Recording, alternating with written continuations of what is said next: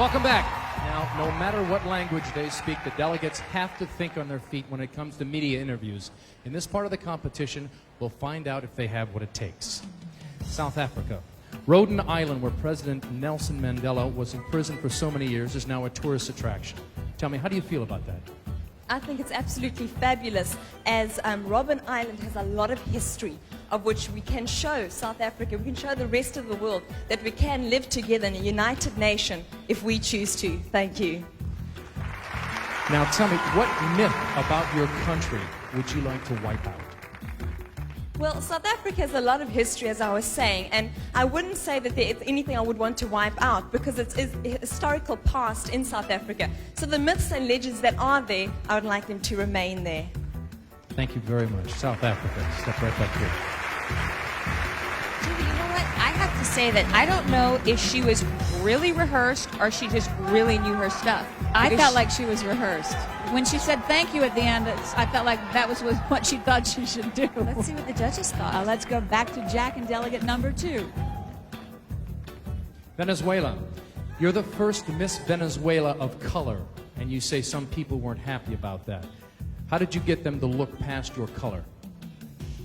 Venezuela, tú has dicho que tú eres la primera Miss Venezuela que es de color y que hubo personas que no se sintieron satisfechas con eso.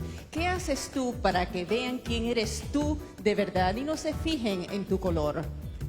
Pues siempre he pensado que la belleza es interna y no es externa.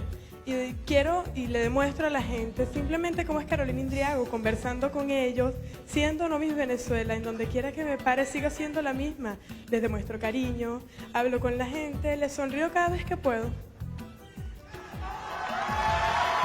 I've always thought that beauty is internal and not external. So what I do is I always try to be who I am, Carolina Indriago, in the way that I speak to people, in being warm-hearted with them, and that's the way that I do it.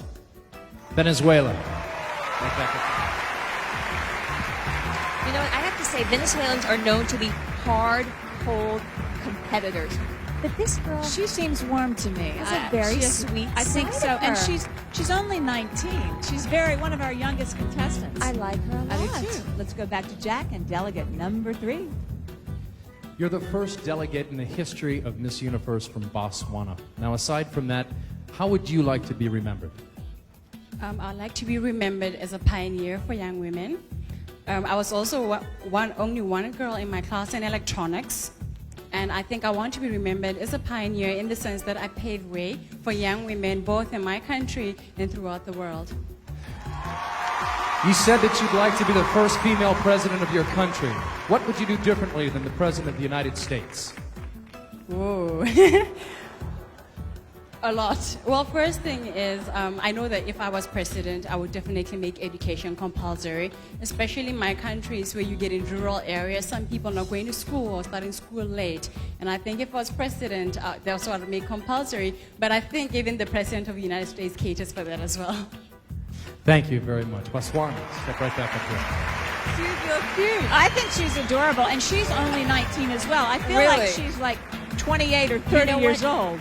What could have been a very controversial answer or very risky answer, she pulled it off great. I think Went she with did. education. All right, Jack, delegate number 4, let's hear what she has to say.